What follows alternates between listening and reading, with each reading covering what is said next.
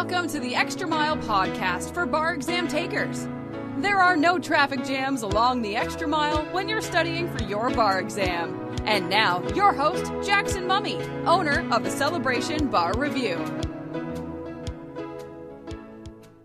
Well, hey, everybody. Welcome to episode 283 of the Extra Mile podcast for bar exam takers. This is your host, Jackson Mummy. Really glad to have you with us in this middle of December. And boy, time is just going by so fast. It feels like to me, I don't know if anybody else feels like we got a real rush between Thanksgiving and Christmas. And it really seems to have affected the bar study process as well. People are very focused and dedicated in December this year. I think that's a good thing, but it seems a little weird. Usually there's a little bit of downtime as people sort of catch their breath from one holiday before they jump into the next. This year, it just doesn't seem that way at all. Well, in the midst of all this holiday busyness, I'm so glad that you found us. If this is your first time in the podcast, we are really glad to have you here.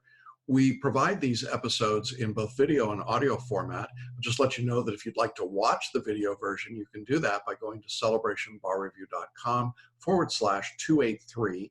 That's the episode number. If you prefer to listen to the podcast, that's great. You can do that on Apple Podcasts or on iHeartRadio or in radio.com or Spotify and lots of other places where podcasts are syndicated. And you can also find our entire archive of library. We've done this for years now. It's on our website. Just check out under the blogs. You'll see a link to podcast episodes. And so you can check all of those out as well. Now, in today's episode, we're going to begin a three-part series that I am very excited about. As many of you know, we recently conducted our twice-a-year live boot camp for bar exam takers here in Celebration. And as part of that boot camp experience, we talked about something called the three voices of failure. This is the way that the brain works to sabotage us and how you can manage that, deal with it, eliminate it in many cases, and keep moving forward towards your goal of passing the bar exam. Over the next three episodes, I'm going to break that discussion down into three distinct discussions. We're going to talk about the three guardians or gateways that keep us from moving positively towards the changes that we want in life. And this is true for anything, but certainly for the bar exam, it applies. And so in today's episode, we're going to look at the first of those voices, what we call the voice of fear. We're going to talk about how the voice of fear manifests itself, what practices you can take to eliminate or reduce it in your life and in your bar studies, and some tools that will be helpful to you as well to manage that voice.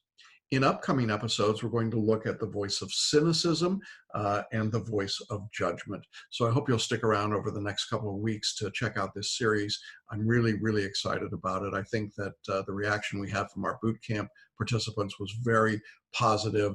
Many of them remarked about how helpful it was to them to begin to understand what's going on in their own minds and frankly, just our emotional attachment and reaction to the bar exam is such a big part of what happens. Now, if you're a bar repeater, you absolutely should not miss these episodes because they're going to speak directly, I think, to some of the concerns you have. Something else I want to suggest to you, particularly if you're repeating the bar exam, is to join us for our free online training. It's called Do Something Different, Make the Next Bar Exam Your Last Bar Exam. Now, this training is something we've offered for years, and now we've advanced to the point where it's available on demand. All you have to do is click on the button here on the show notes, whether you're in the audio or the video version of the podcast today, and you can select the day and time for the training that best suits your schedule. Don't miss out on this training, however, because it is vitally important. It's a look at how successful bar takers found a way to do something different and go from failing to passing the exam. You'll hear from them in their own words. We'll show you step-by-step what it takes to be successful on the exam. It could be the most valuable 90 minutes you spend in preparation for the bar in your entire process and journey. And it's completely free.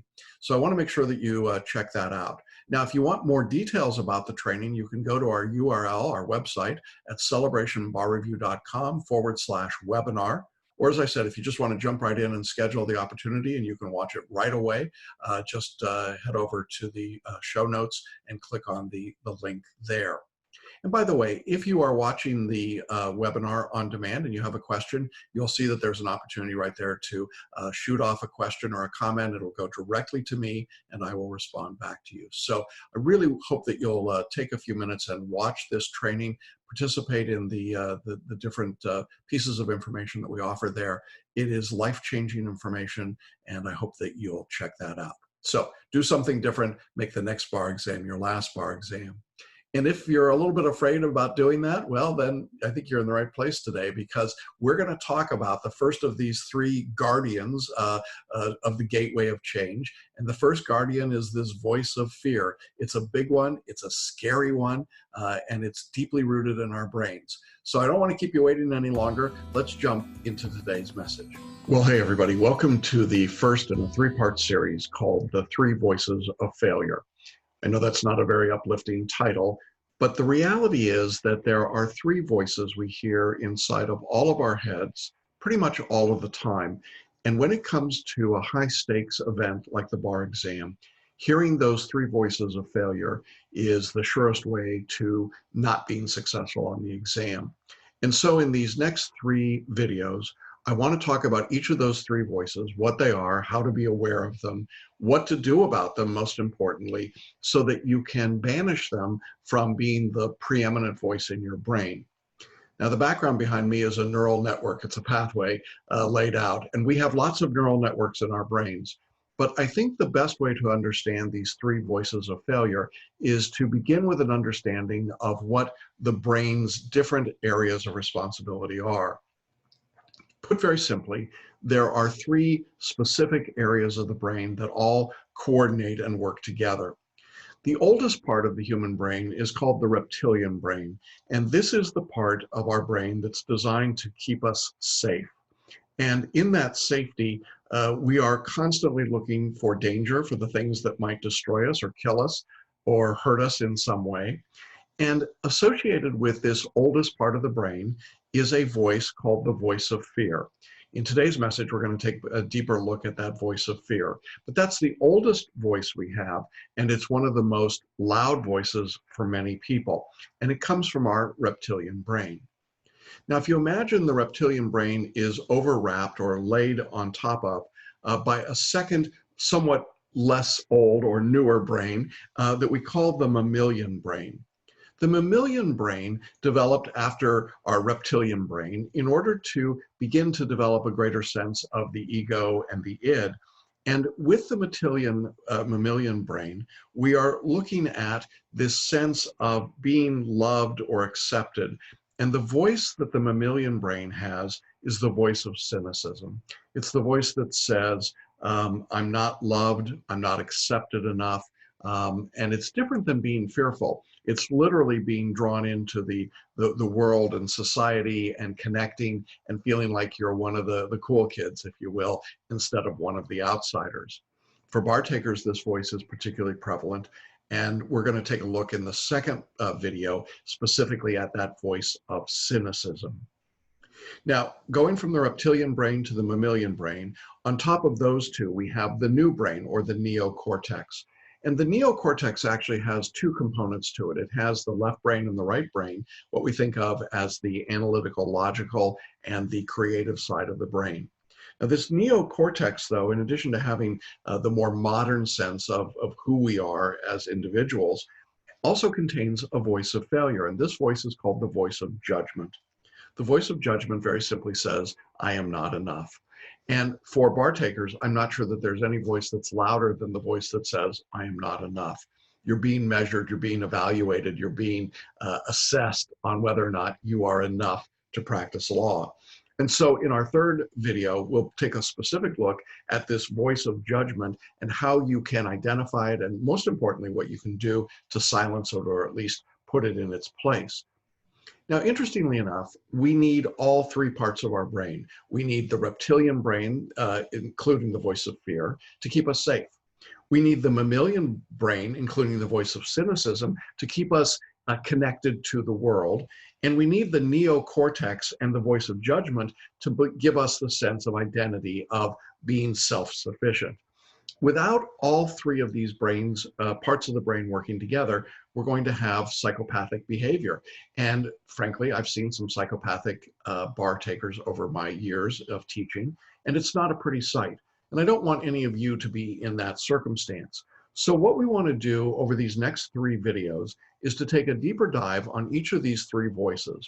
I want you to understand what they are, how they operate in your life as a bar taker specifically, and what tools and approaches you can use to be able to control those and make them productive voices instead of destructive voices.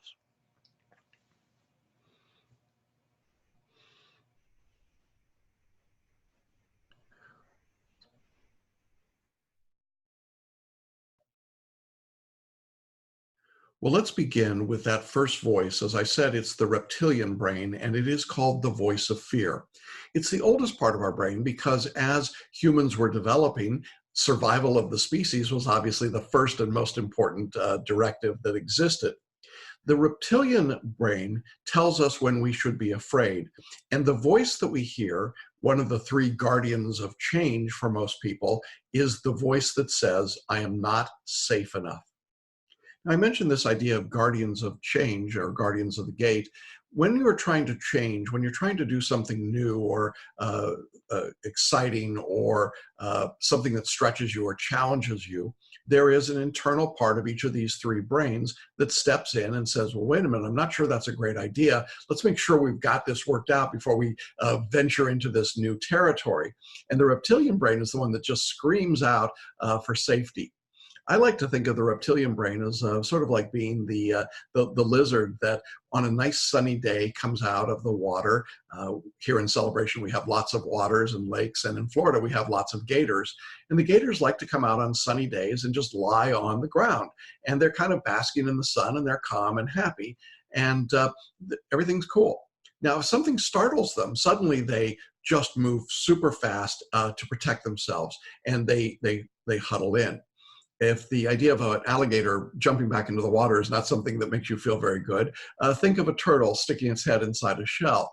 When there is fear, the reptilian brain kicks into action, and it says, don't do this. Danger, Will Robinson. Don't move into that new territory. Don't do that. Well, what does that mean for a bar taker? Well, very few things are as fraught with fear as taking a high-stakes exam that will influence or affect the outcome of your professional life for perhaps the rest of your life. Because people have heard so much about the bar exam, and certainly in the current environment, there is plenty of negative messaging out there about how difficult the exam is, how hard it is, how few people pass the exam. And so the level of fear has gone up, I think, proportionately over the years that I've been teaching. When I took the bar exam, most people expected to pass. That was the norm. Today, in taking the bar exam, the norm is that most people will not pass on their first try. In fact, most people will need up to 4 attempts to get through the exam, and many, many more will have to go on far beyond 4 attempts. When you become aware of those numbers and statistics, or you just hear the anecdotes and stories, it's enough to create fear in most of us. And we start to think, oh my God, what if that's me? Now, sometimes this is laughable. I have heard this fear come from top of the class law students graduating 3Ls at top law schools in the country. Now, we know statistically that that group is going to pass. They're the ones that will absolutely pass, and yet their fear is no less than the bottom of the class person at a lower tiered law school, perhaps someone who's taken the exam previously and not been successful. They both exhibit the same level of fear. And I think it's important to understand this, that no matter what you think in terms of the fear that you're responding to with the bar exam, it's basically the same for everyone in the room. If you've actually been in the bar and taken the exam and you think back to that experience, think about the other people in the room. The anxiety, the stress, the tension that you could feel in the room was palpable. And it's because fear was the overwhelming emotion, I think, that goes through those rooms. And fear is, I think it is a virus that you can catch. Someone's afraid and they're around you, they're going to make you afraid as well. And when we have fear, the voice from our reptilian brain says, I am not safe enough. And that can cause us to freeze up. It can cause you in the bar exam to suddenly forget what you know, or to forget the way that you learned to write, It can cause you to make mistakes with timing or to bubble your Scantron sheet incorrectly. Fear can cause you to do stupid things like bring your luggage to the test site on the second day when you can't bring it into the room, and so you're kicked out of the exam. Fear can cause you to not set up your computer properly or to not read the instructions about how to use your computer on the bar exam. Fear has so many ways that it pokes its head up and causes us to have problems. And as a result, we have a lot of students who never get past that reptilian level of fear. These are students who are finding themselves unable to sleep before the exam, or can't eat food and keep it down, or start to engage in self-destructive behaviors with drinking or alcohol or drugs. These are all signs of fear, and that fear can be literally overwhelming to people. I hear from bar students who are 6 months to a year away from their exam and they're already afraid. That is a very difficult thing to sustain over a long period of time. So I don't think it's overstating it to say that this voice of fear that says I'm not safe enough is in fact a voice of failure. And if you let it control you, there is nothing good that happens from that. I have never heard anyone who says that fearful adrenaline causes students to do better on the exam. I see no evidence of that in my own practice, and I would suggest to you that anyone that tells you that you should be afraid and therefore you will do better is just kidding you, and it's simply not true. Well, having identified what that fear looks like, and I'm sure I could stop for a moment and let you think about how that fear has manifested itself in your own life, maybe not on the bar exam, but on other things that you've done up to this point. I think it's also then equally important, if not more so, to talk about what the practices are that remove or reduce the sound of that voice of fear. And there are three practices in brain research that we are relatively convinced today really do mitigate that voice of fear. The first practice is the practice of awareness. What we mean by awareness is to separate fact from fiction. You know, one of the interesting things about the brain is that we do not act against our own self-interest unless you're a sociopath. Now, assuming that none of you are sociopaths, the reality is that you will act in your own best interest all the time. The problem, however, is that if you feed information into your brain that tells you it would be in your best interest to not go to the exam or to blow up in the exam so that you're not really being evaluated, or to presume that there's something happening in the exam that in reality isn't, that lack of awareness can cause you to self-destruct. One of the realities of awareness is that when we are aware of what we're doing, of the choices we're making, we tend to make much better choices. It's only when we're not aware that we tend to make self-destructive choices. That is, in life, if you think back to some of the worst decisions you've made, most of the time those decisions were made without much awareness of what you were doing. You just acted in the moment, or you acted impulsively, or you acted again out of fear, or you acted on bad information. Awareness is key to reducing the voice of fear, because awareness makes us understand that it's not really something of danger. Now, for the reptilian brain, that means that when you see a stick on the sidewalk, that while your reptilian brain suddenly jumps up and screams, "Yikes, snake, get out of the way," the rest of your body looks down, looks and says, "Oh, that's just a stick." And in your awareness of that moment, the voice of fear is quieted. Now, on the bar exam, the voice of fear raises its head and says, "Oh my God, it's terrible, no one passes." Well, awareness tells us that that's not true. People do pass the bar exam, and the people who pass the bar exam have a specific methodology and approach that they use. If you dedicate yourself to doing the work and putting in the time and the effort, and you follow a proven plan, you can be successful on the exam. And so the mythology that no one passes is just that, and you need to be careful about that. But there are other kinds of fiction that you should be aware of as well. There's the fiction that says that you can pass the bar by outsmarting it. You can pass the bar by working harder than the examiners. You can pass the bar by memorizing and cramming. You can pass the bar by reciting elements. You can pass the bar by spotting issues. All of those are fictions. They're empirically proven to not be true. For most people that follow that approach, don't pass the bar on their first try. In fact, If they haven't passed on their first try and they employ those approaches, it's almost certain that they won't pass, and the pass rates prove that. So what you can do is to research what works. And what works is consistently demonstrating your ability to apply patterns in the law and knowledge of the law, not memorization of the law, both to your writing, to your performance tests if they're on your exam, and to the multi-state exam. When you know those techniques, when you've learned how to write in a way that's different than what you did in law school, when you've learned how to address multiple choice questions by identifying the patterns and predicting answers instead of trying to do fine line distinctions between answer choices, suddenly you have more information, and information is power. It is awareness. And in that awareness, you now have data that you can use, and the data quiets the voice of fear that says you're not safe enough. So the practice of awareness becomes critically important to being successful on the exam, because the more you know, the less afraid you will be about the test. The second practice that's so important for reducing the voice of fear is the practice of trust. You know, bar takers are notable for their lack of trust. You've come through a law school system, most of you, in which it was hard to know who to trust. Do you trust your professors? Do you trust your classmates? Do you trust what people are telling you about the test, about school, about the world of law? And if you're anything like me, you found that there were some trustworthy people, but there were a lot of people that were not trustworthy at all. And I'm afraid that in our profession today, we're probably ranked right alongside used car salesmen and TSA security agents for likable people. The reality of trust is that it's low. There's a low trust factor in our society, I think, at large today. And there's a low trust factor certainly in the practice of law and the legal education world. And I would go so far as to say there's a lack of trust in the bar review industry.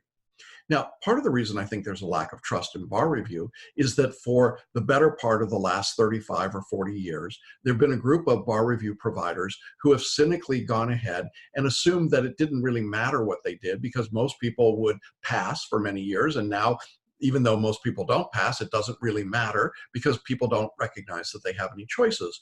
And so they simply tell those bar takers what they want to hear. Then when it turns out that's not true and trust is broken, then the bar review shrugs their shoulders and says, yeah, well, next, there's a new class coming, you go on and leave us alone. And that lack of trust becomes really endemic to the way that people can then prepare going forward. I spend a good deal of my time talking to people who failed the bar exam and come to me on their second, third, fourth, or how many ever tries. And one of the things that I consistently have to deal with is the broken bond of trust that they have between themselves as a student and their mentor or the bar review provider that they went to initially. That's really a sad commentary on our profession. I think that the reality for most bar takers is that they don't know who to trust or what to trust. There's some things that I think you should not trust. You should not trust what you read in the media about the bar exam. It's generally not very accurate. And we talk about that in our podcast episodes all the time. The statistics are often skewed, they're often not fully explained, and they can send you in the wrong direction. I don't think you should necessarily trust your law school when it comes to the bar exam either. Some law schools clearly have a reputation at stake or even their viability at stake by bar passage rates. And so they manipulate and play games with their numbers and statistics. They set up classes that you're required to take instead of being able to take real law classes. They do all sorts of things that I think diminish or reduce the trust that their students would have in them. And they have the added problem that most of the people on a law school faculty know absolutely nothing about the bar exam. Many of them never even took the bar, and they're academics. And they're great academics, but they're not bar taker professionals. And the result of that is that law schools give out a lot of incorrect or at least not very accurate information. And so trust is diminished there as well. You should absolutely not trust your cohorts, the people that tell you what they did on the bar. I am surprised how often people come to find out that the friend that told them about exactly what they did and what a great score they got might have been not telling them the truth. There is a lot of misinformation out there, and a lot of it is spread voice to voice, person to person. Look, your bar results are personal, and it's tough to talk about them in public. One of the things that I'm so appreciative of is that we have students that do interviews with us after they're successful, and they are very transparent about their results. That is a hard thing to do. And I would be very skeptical of people that aren't willing to be that transparent about what happened and what they did. And so trust is broken down that way as well. So how do you regain that trust? Well, I think one of the things that you do is that you look for a bar review and a mentor who will be truthful with you, who will not tell you that you can pass the bar exam if you don't study, or if you can cram and do it all in just a few days or hours or weeks, or who tells you that they have a 90% pass rate. No one has that kind of pass rate. You should not trust companies that have not been around very long. You shouldn't trust companies that don't have a good reputation. You shouldn't trust mentors who don't have experience teaching. I think those things all make sense. They're all common sense. But you should look for a mentor, a coach, a company that you feel represents the approach that you want to the exam, and then put your trust in them. Trust that they are telling you what you need to know. Ask the hard questions. Ask the questions about the approach and the methodology and the reasons and the background. Ask what the bar review has done, what their track record is. Ask to hear from people who've been successful using their approach. If you find those things, then I think you can put your trust in them. But most importantly, once you've selected a bar review, a course, a provider, an approach, then put your trust in it. Now look, I wish everybody would choose Celebration Bar Review, but I know that that won't happen. And if you chose one of our competitors, okay, that's fine, but put your trust in them. Try it, give it a full effort. And then if it doesn't work, come back and talk to us. Now, I think you could save some effort by just coming to us in the first place.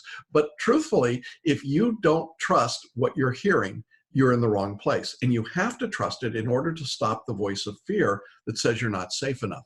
Because often what happens, and this is an amazing phenomenon, I can tell you within almost to a day when the big box bar review courses start their live programs. And the reason I can tell you is that typically within 48 hours of that moment, I start hearing from people who realize they've made a horrible mistake.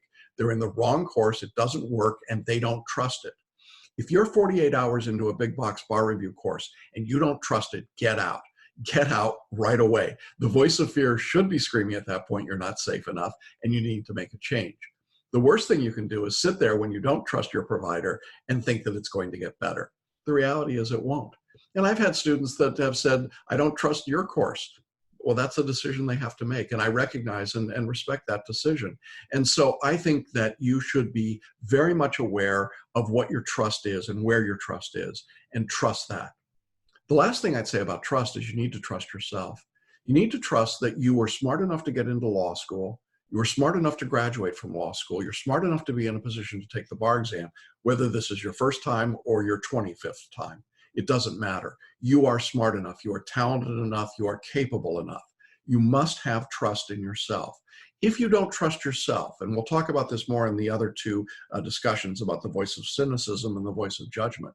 But if you don't trust yourself, then the voice of fear is going to rise up. And the voice of fear will tell you that you are not safe enough, and it will self-destruct and torpedo your efforts. And then the last practice to deal with the voice of fear is the practice of surrender. And surrender in this case doesn't mean waving the white flag and saying, I give up. That's not at all what we're talking about here. Surrender in that case would be saying, I guess I'm going to be this bear's lunch today. That is not what we're trying to do here. Surrender in this case means identifying reality and separating it from fantasy. You need to surrender surrender the fantasies that you've been holding. Perhaps you had a fantasy that you could study for the bar successfully by just putting in a couple of hours of study over a 6 or 7 week period of time. Surrender that fantasy, give it up. Be aware of the reality that it takes 250 to 300 hours of study time. Perhaps you had the fantasy that you could take care of the kids, have a full-time demanding job, take care of your community obligations, and study for the bar in a period of just a month or two. That's a fantasy. It won't happen in most cases. And so you need to surrender that fantasy. You don't have to be perfect. You don't have to be all things to all people. Give up those fantasies. Perhaps you had a fantasy that the bar examiners are going to take an elaborate and enormous amount of time reading all of your written work, that they will stroke their chins and smoke their pipes and think to themselves, what brilliant legal writing I'm reading. That's a fantasy. Your essays are being graded in most states by what I call Uber graders. These are people on a gig economy who are paid about $3.25 a test booklet to grade answers. They give you about 5 minutes of their time, and they are clearly not interested in thinking about the complexities and intricacies of your answer. They're simply using a drafter point sheet and marking it off. And so you need to surrender that fantasy and write appropriately to the audience that you're talking to. You see, there are all of these different fantasies that we build up in our minds about what's happening on the bar exam. Some of you have a fantasy that the bar examiners are out to get you personally. I hate to burst your bubble. They don't know who you are and they actually don't care. And even though their rules and requirements might seem absurd and in some cases onerous or punitive, they really don't care who you are or what you are. It matters not in the least to them. And when you build that up, it becomes bigger and bigger and the voice of fear becomes louder and louder. The examiners really don't have any particular interest in you in any jurisdiction. Even in states like Florida that really go out of their way to make the entire exam experience as stressful as possible, actually don't care anything about what you're feeling or thinking about it. They just do it because it's their administrative process. And I think it's important to separate the reality of what's happening from the fantasy that you could build up. Because the bigger you make that fantasy, the more that you picture the bar examiner sitting around a table saying, oh, now we're considering John Smith's application, and this one, oh, we hate John. That doesn't happen. It's not there. And so when you build up that fantasy, you build up the voice of fear. If you are taking it from a realistic perspective, you recognize that it's blind grading, you're given a number, your essays are being graded, a machine is grading your multi-state bar exam, and none of that really matters. And even when the proctors are being a little ridiculous or a lot ridiculous during the test day, it really has nothing to do with you specifically. And so you need to surrender those fantasies that have been holding on and that you've been holding on to, because even though they may be miserable fantasies, they are comfortable fantasies, and they encourage the voice of fear to say, we're not safe. I'm not safe enough. So let go of them. Now, you probably noticed that in all three of these practices, we're talking about having a greater sense of self-awareness and of reality versus fantasy or fiction. And we've got a couple of tools that I think can make a big difference here. And I want to wrap up this message by talking about a couple of those tools. One of the most effective tools I've found for dealing with the voice of fear is the concept of meditation. Now, meditation obviously is a practice used by lots of people in lots of places. Over the past 25 or so years, I have been using a specific form of meditation developed by a company called Centerpoint Research Institute. They developed many years ago a product called Holosync audio meditation. And one of the reasons I liked Holosync so much was that it required very little of me as a participant. That is, I just put on a set of headphones or earbuds and I listened to soothing water chime background sounds, and the soundtrack actually meditated my brain. The way it did this was by setting different levels of sound wave frequencies in the left brain and in the right brain. And the brain, in its attempt to equalize those different sound frequencies, creates new neural pathways. Well, what Bill Harris, the founder of Centerpoint, discovered a long time ago was that in the process of creating those new neural pathways, we mimicked the process of what traditional meditation had been about. So instead of having to chant or focus solely on my breathing or sit still for a long period of time, although all of those are great practices and very useful, the idea of an audio meditation was that it did the meditating for me. It would do that work if I was sleeping or awake. It would do it if I were at the gym walking, or I was out somewhere doing something, almost anything except operating a car or heavy machinery. But it was an extremely effective way to gain that clarity. Now, I had the good pleasure of being a an acquaintance and a student of Bill's. And prior to his death a couple of years ago, we did a couple of discussions and interviews, and we've linked to those in other places, and we'll link to them again here. But in my last conversation with Bill, we talked about this idea of awareness. And I called it mindfulness. And he said, no, not really. It's really about awareness. It's knowing what you are doing. It's being aware of your circumstance and what you're doing that might be getting in your own way. His position, and I think he was right, was that when we're aware, we don't do things deliberately to hurt ourselves. Again, it's what we do unconsciously, non-consciously, that causes problems and pain for us. And so his view was that meditation could be a huge step towards awareness. I would go so far as to say it also helps in terms of just understanding who we are and recognizing the voice of fear when we hear it. Now, we offer the Holosync audio meditation as part of our course, and we'll link to that as well. We think it can be a very powerful tool. 30 minutes to 60 minutes a day. You can listen to it at night. You can listen to it while you sleep. You can listen to it any place that you want. And I've been doing this meditation for years and years and years. I think it makes all the difference in the world. I wouldn't go a day without it. And so I really encourage that. Now, if you don't want to use the Holosync system, there are plenty of other meditation systems out there. Another great one is done by a company called Muse, M-U-S-E. And Muse has this wonderful headband that you put across your forehead. And as you're focusing on your breathing, it gives you biofeedback. When you're not focused, you hear waves and crashing thunder and storm sounds. And when you're calm and relaxed and aware, you hear birds chirping, and you get very fixated on wanting to hear more birds. It's a great system, and we'll link to that as well.